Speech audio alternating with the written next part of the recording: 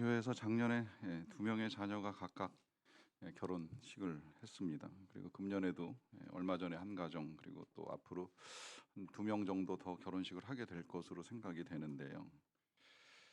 이 결혼을 한다라고 하는 건 참 귀한 일입니다.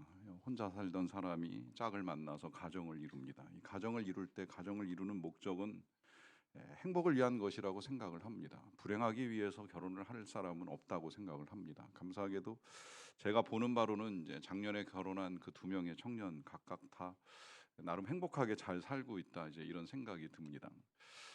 이것이 맞는 것이지요. 당연히 결혼하면 행복해야지요. 제가 가끔은 예비 신랑 신부를 만나서 이야기를 합니다.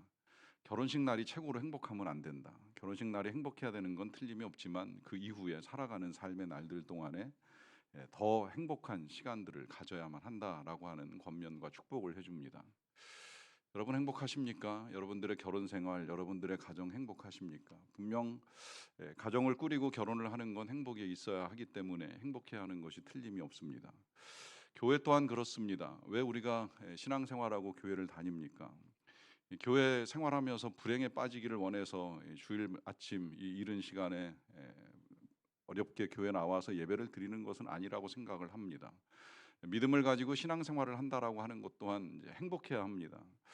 그런데 그 행복을 누리지 못하고 있다고 한다면 도대체 무엇 때문일까라고 하는 질문을 해봅니다. 가정이 불행에 빠지는 이유, 뭐 여러 가지가 있을 수 있다고 나름 생각을 합니다만은 과연 그것 때문인가? 뭐 예를 들면 뭐 돈이 없어서, 혹은 뭐 누군가 병에 걸려서 이런저런 이유로 말미암아 불행한가? 물론 뭐 잠시 그런 것들로 말미암아 삶이 힘들어질 수는 있겠지만, 때로 진짜 초래되는 불행은 많은 경우에 관계에서 온다라고 하는 것을 우리가 익히 알고 있습니다. 부부 관계가 깨질 때, 또 부모와 자녀의 관계가 깨질 때, 그 가정에 아무리 많은 재물이 쌓여 있다 하더라도 행복하다고 말하는 사람을 저는 본 일이 없습니다. 교회 다니면서 예배를 드리지만 누군가 불편한 관계가 형성이 되고, 그로 인해서 그를 만나는 것이 힘들어지면 교회 생활도 때때로 힘들어집니다. 전 개인적으로 지금도 기억하는 저의 삶의 가장 바빴던 해를 2005년으로 기억을 하는데요. 2005년 한 해 동안에 이제 이 사역만 한 것이 아니라 사역이 늘어나기도 이제 많이 늘어났어요. 맡은 부서가 많아졌고, 또 이미 시작한 이제 박사과정 공부를 중간중간 병행을 해 나가야 하는 문제도 있었고, 거기다가 금요일, 토요일, 주말만 되면 별도로 이 DTS 훈련을 받아야 했기 때문에 지금도 그때 이렇게 다이어리를 보면 이걸 내가 어찌 다 했나 싶을 정도의 분주한 일과를 보냈던 것으로 기억을 합니다. 하지만 불행하다고 생각하진 않았던 것 같아요. 힘든 건 그 다음 이제 2006년에 발생을 했는데, 힘들다고 생각한 이유는 이제 교회가 관계 어려움에 빠졌습니다. 이 교회가 갈등에 휩싸이면서 회의를 할 때마다 별로 좋지 않은 말들로 이렇게 긴 시간의 회의를 하는 걸 지켜봐야 하는 것이 저한테는 큰 아픔이었어요. 그 회의가 교회 목사들과 장로들이 모여서 하는 회의입니다. 일반적으로 목사 장로 그러면 신앙의 연륜이 있고 교회를 오래 다닌 사람들인데, 이 사람들이 모여가지고 그 긴 시간 동안 좋은 말을 주고받지 않는 거예요. 계속 시비하고 싸우고 다투고 하는 이 갈등을 보는 거. 어쩌면 이제 제가 그게 싫어서 지금도 회의 길게 하는 걸 별로 좋아하지는 않는데, 그런 갈등을 보는 그 자체가 굉장히 큰 아픔이었습니다. 바쁜 것이 불행이 아니라 관계가 깨지는 것이 불행이지요. 사랑하지 않는 것이 불행이고, 서로 나쁜 말을 주고받는 것이 불행입니다. 그러하기 때문에 지난주에 우리가 읽었던 성경은 우리에게 이렇게 말씀을 하셨습니다. 그리스도 안에서 무슨 권면이나 사랑의 무슨 위로나 성령의 무슨 교제나 긍휼이나 자비가 있거든 마음을 같이하고 같은 사랑을 가지고 뜻을 합하고 한 마음을 품어서 아무 일에든지 다툼이나 허영으로 하지 말고 오직 겸손한 마음으로 각각 자기보다 남을 낮게 여기라. 어디에나 있을 수 있는 이 갈등, 그 갈등으로 말미암은 불행을 막기 위해서 사도 바울이 빌립보 성도들에게 당부하는 말씀, 그걸 오늘 우리 귀에 다시 듣게 하시는 이유는 바로 함께 하도록 하기 위한 것입니다. 함께 해야 된다는 것입니다. 같은 마음을 가지고 같은 사랑을 품으라는 것이고, 이것을 위해서 다툼, 경쟁, 시기 또 다 버리고 허영도 버리고 그리고 오직 겸손하게 서로를 존중하라라고 하는 것이 지난 주간에 우리가 들었던 말씀입니다. 들으시고 나서 어떠셨는지요? 정말 관계가 호전되셨습니까? 다시 삶이 행복을 위하여 한 걸음을 더 내디디실 수 있게 되셨는지요?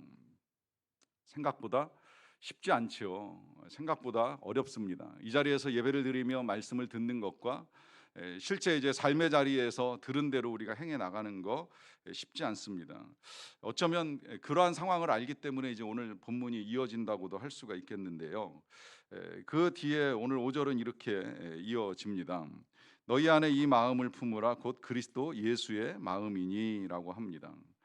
자, 이것이 이달의 주제가 여기서 나왔고요. 또한 오늘 설교 제목도 여기서 나왔어요. 주제는 이 마음을 품으라 하는 것이고 제목은 그리스도의 예수의 마음이라라고 하는 것입니다.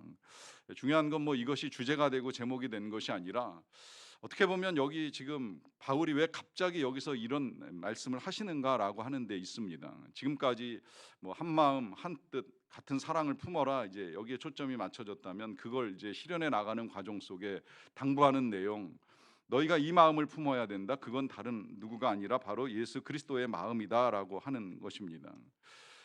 이렇게 말씀하시는 이유가 어디 있을까요? 우리가 앞서 들은 대로 뭐 같은 마음, 같은 사랑, 같은 뜻을 품는다는 거 사실 모르지 않지요. 그러나 실제 이제 어렵습니다. 이게 생각해 보면 마음 먹는다고 되는 게 아니에요. 들었다고 해서 되는 것도 아니고요. 그런데 거꾸로 생각을 하면 지금 이 말씀 그대로 여기에 지금 이제 이 당부를 실현할 수 있는 원리가 그대로 들어 있는 거예요. 우리가 정말 한 마음이 되는 것, 같은 사랑을 가지는 것, 한 뜻이 되는 건 다른 데 있는 것이 아니라 다 같이 예수님을 잘 알고 믿으면 하나도 어려울 것이 없어요. 거꾸로 어렵다고 생각하는 이유는 우리가 예수님을 믿는 것 같지만 제대로 믿고 있지 않기 때문입니다. 제대로 안 보고 예수님을 제대로 안 따르고 예수님과 함께하지 않기 때문에 어려운 거예요. 정말 우리가 다 같이 예수님을 잘 믿는 사람들이라고 한다면 절대 하나 됨이 어려울 것이 없습니다. 가끔은 제가 신혼부부들에게 그렇게 가르칠 때도 있어요. 이 관계라고 하는 것이 이 수평으로 쌍방관계가 아니다. 삼각형, 삼각관계다. 삼각관계라고 표현하는 이유는 하나님께 가까이 나아가고 예수님만 바라보면 거리는 점점 좁혀질 수밖에 없다. 서로 간에 자꾸 밀고 당기는 밀당하려고 하니까 이 관계가 좁혀지지 않을 뿐이지 서로 하나님께 가까이 나아가는 그 마음만 분명하다면 하나 되는 거 절대 어렵지 않다.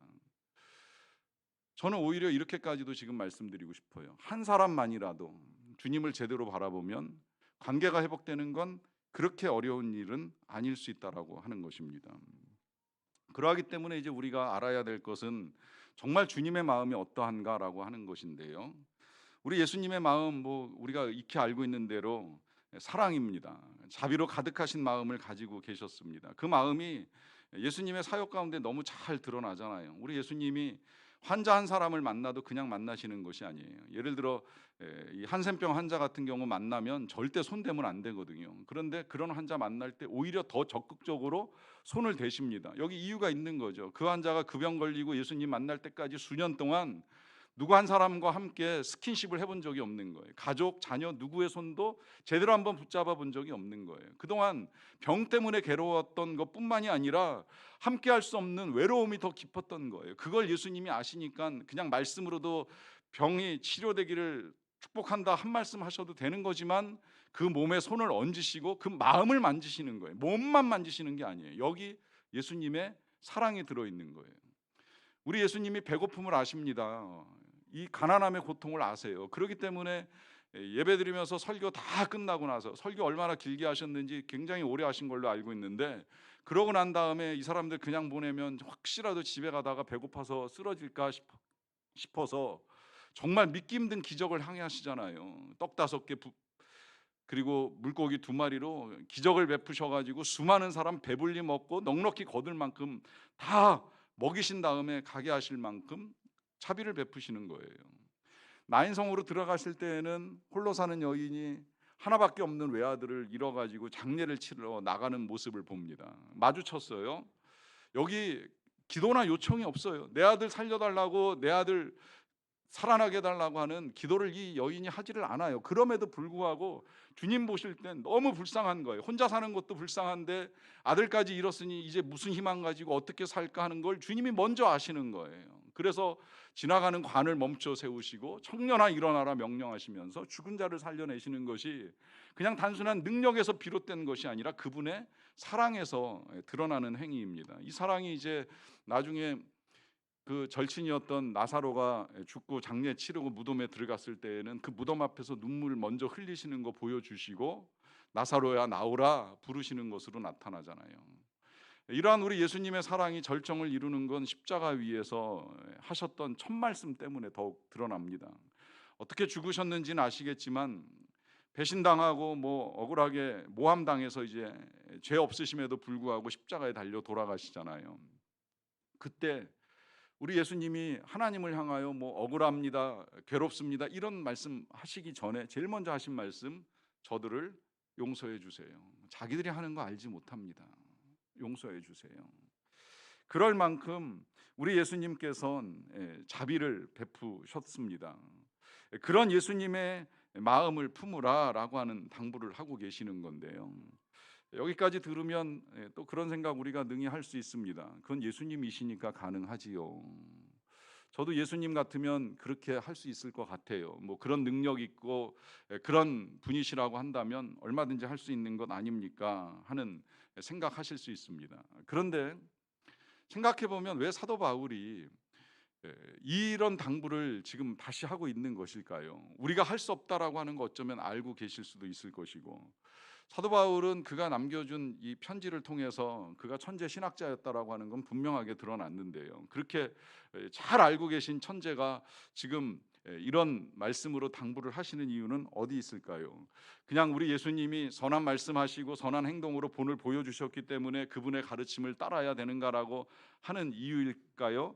그것이라고 한다면 사실은 뭐 그런 가르침, 그런 본을 보여준 사람은 우리 예수님 아니어도 세상에 많이 있었습니다. 우리가 잘 알고 있는 공자 맹자로부터 시작해서 뭐 석가에 이를 뿐만 아니라 간디나 프란체스코, 뭐 페스탈로치 이런 사람들만 하더라도 그 정도의 메시지, 그 정도의 선행 이런 거 얼마든지 잘 보여주었던 사람이에요. 그럼에도 불구하고 사도 바울이 유독 너희 안에 이 마음을 품으라, 그리스도 예수의 마음이라고 한 분을 직접적으로 거명하고 말씀하시는 이유가 어디 있겠습니까? 그 이유가 이제 6절을 보시면 조금 더 우리가 알게 되는데요. 그는 근본 하나님의 본체 신앙, 하나님과 동등됨을 취할 것으로 여기지 아니하셨다라고 합니다. 자, 여기서 이제 예수님에 대한 설명을 조금 이어나가는데요. 그것은 먼저 그분은 근본 하나님과 본체다라고 하는 것으로 시작이 됩니다. 하나님과 동등됨을 취할 것으로 여기지 아니하셨다는 말은 하나님과 동등하신 분이라라고 하는 의미를 담고 있습니다.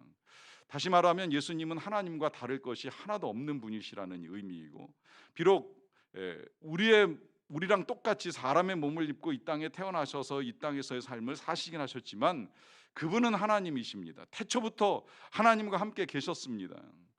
그래서 태초 때에 그분은 제일 먼저 나타나실 때에는 이제 말씀으로 나타나는 거예요. 이걸 이제 나중에 사도 요한이 뒤늦게 깨닫고 나서 이 요한복음을 우리에게 써줄 때에 그렇게 시작을 하잖아요. 태초에 말씀이 계셨다. 이 말씀이 예수님이라는 의미를 담고 쓸어 내려가는 거예요. 이 말씀이 하나님과 함께 계셨으니 그는 곧 말씀은 곧 하나님이다라고 하면서 예수님이나 하나님이 다를 것이 없다라고 하는 사실을 분명하게 밝혀주고 있는 거예요. 그걸 증명하는 걸 제가 나중에 이제 말씀드리긴 하겠지만 어쨌든 우리 예수님은 하나님과 동등하신 분이셨던 것이 틀림이 없습니다.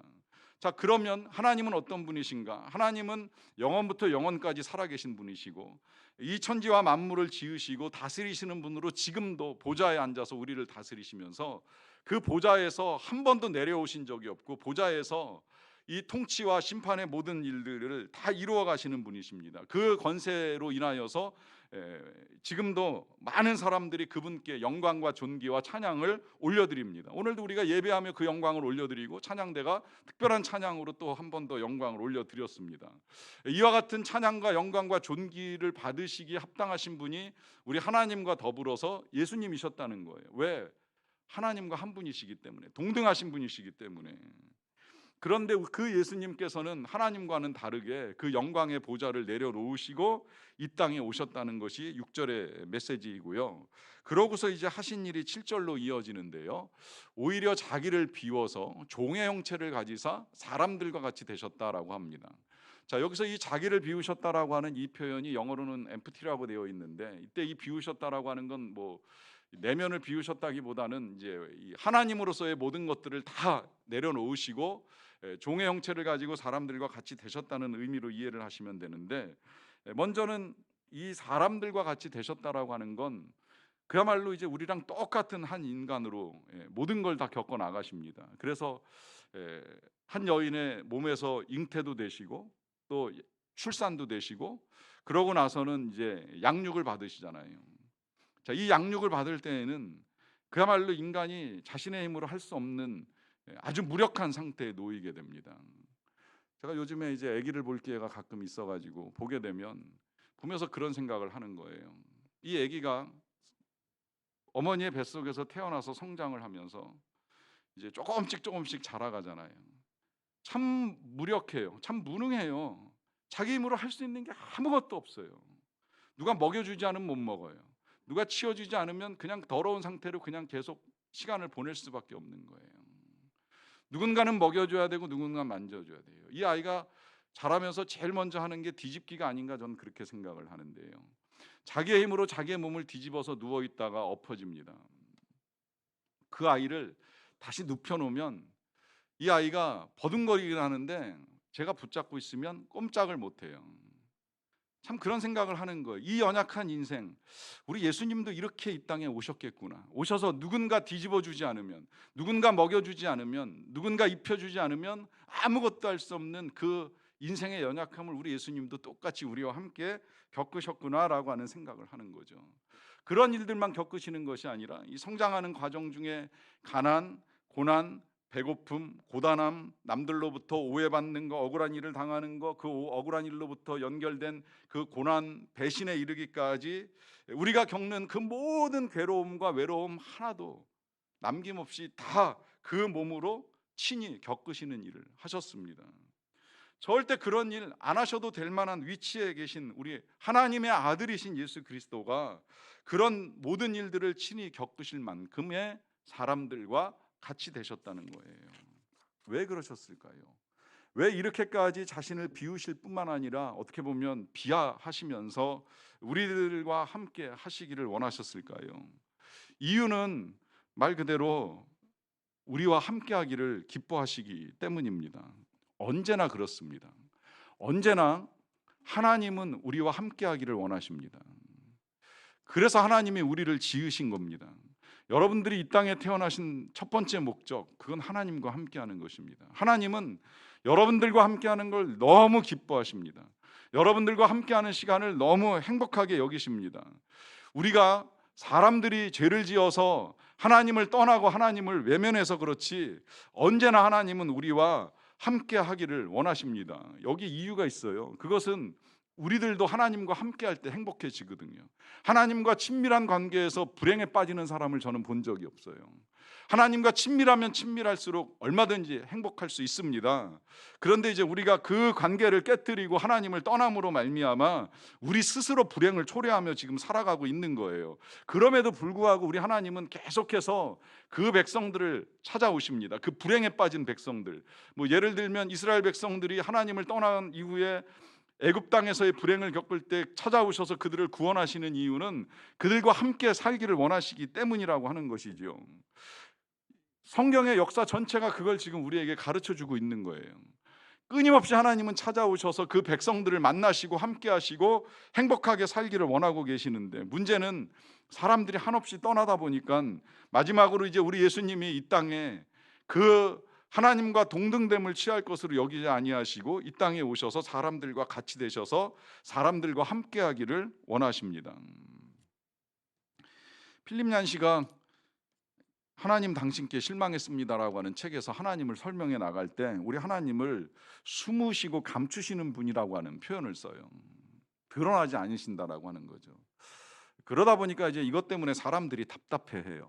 왜 안 보이시는지, 왜 아무것도 안 하시는 것처럼 느껴지는지, 특히나 이제 요즘같이 이 악하고 나쁜 세상을 보면 하나님이 계시면 왜 이런 일이 일어나냐 끝없이 질문하면서 우리 하나님 도대체 계신 거 맞느냐라고 하는 의문을 제기할 때 말 그대로 하나님은 숨으시고 감추시는 것처럼 보입니다.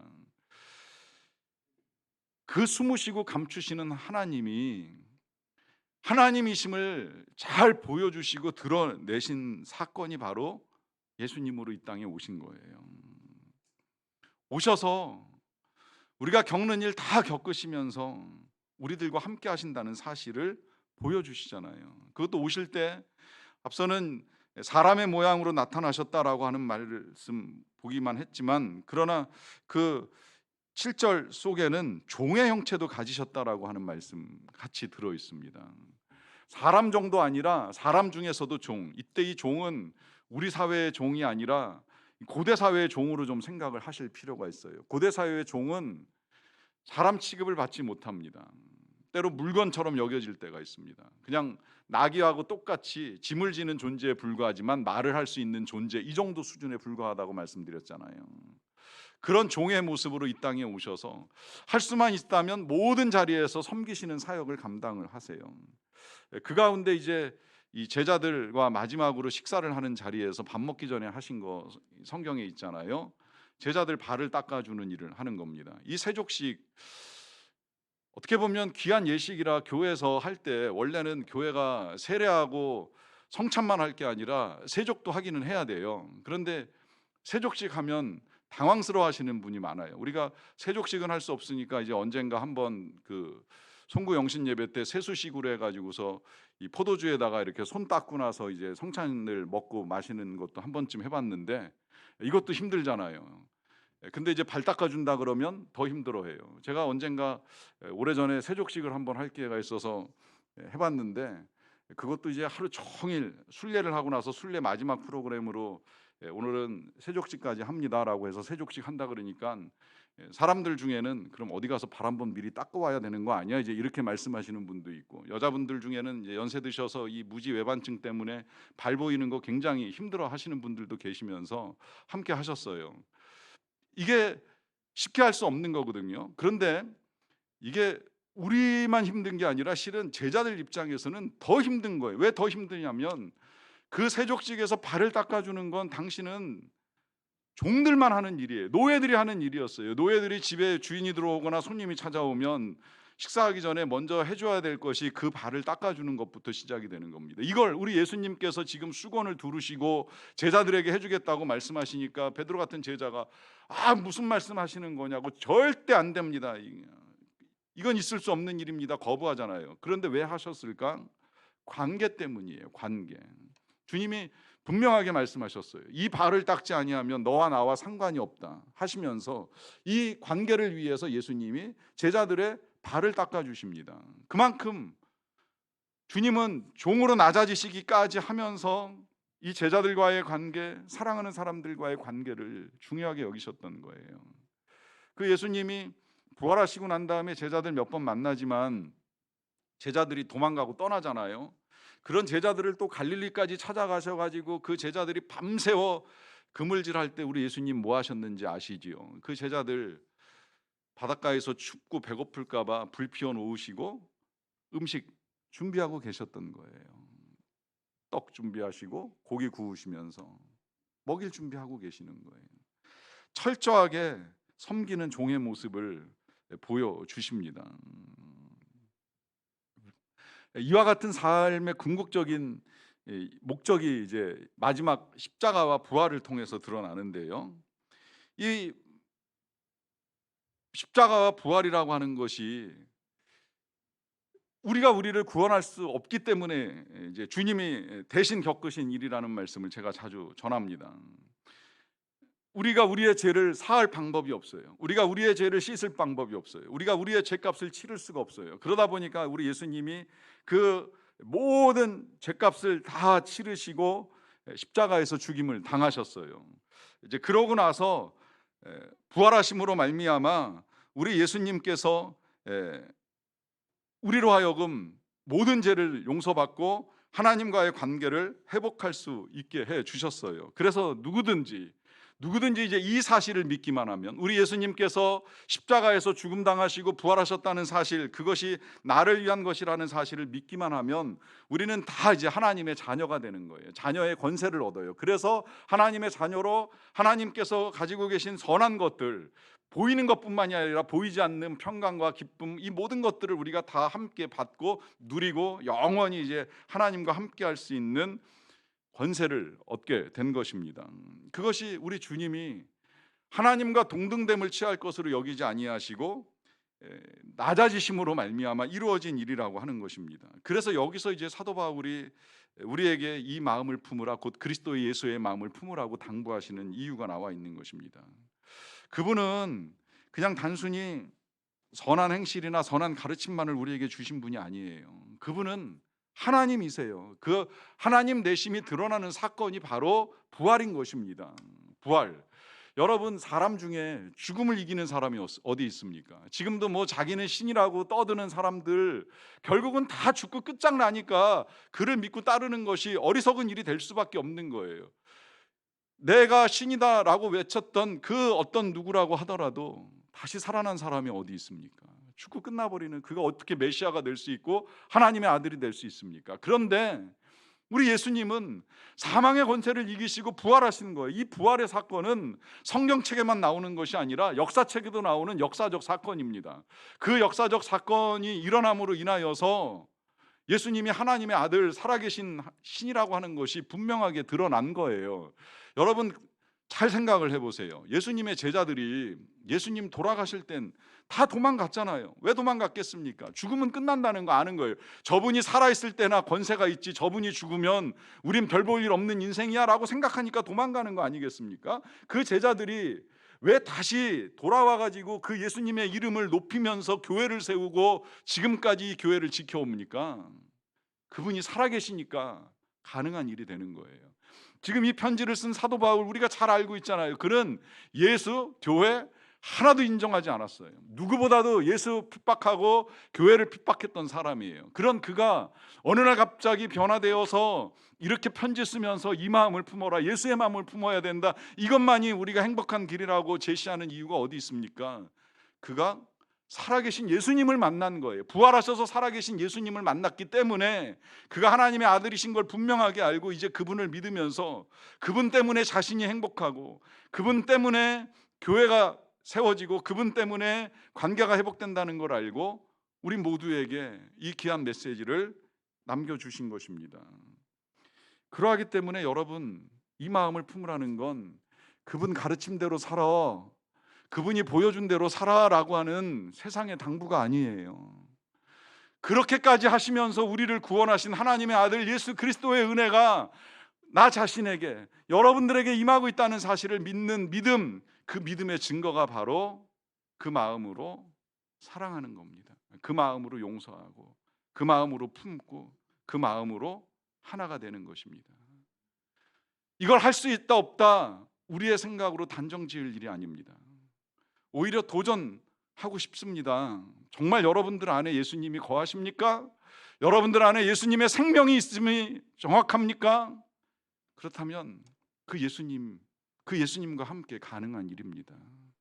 그 예수님 마음으로 가능한 일입니다. 우리의 마음으로는 불가능할지 모르겠지만 내 안에 계신 예수 그리스도 그분의 마음으로 용납하고 사랑할 수 있습니다. 이 마음이 저와 여러분들의 마음이 되시기를 축원합니다.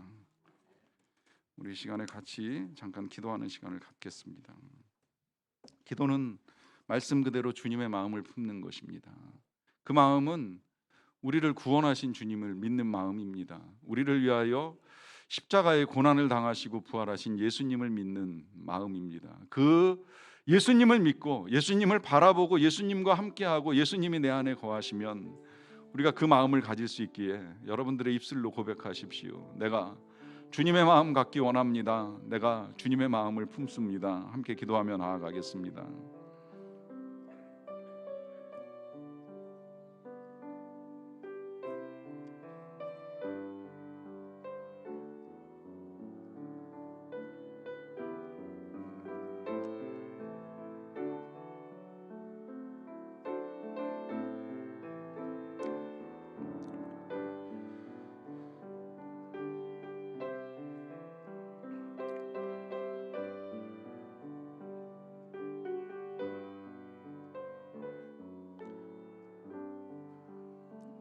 하나님 감사합니다.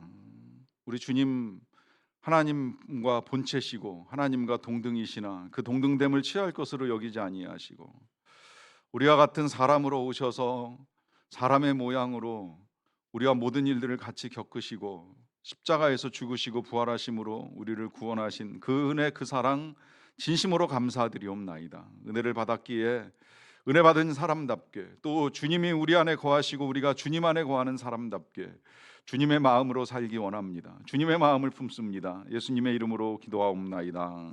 아멘.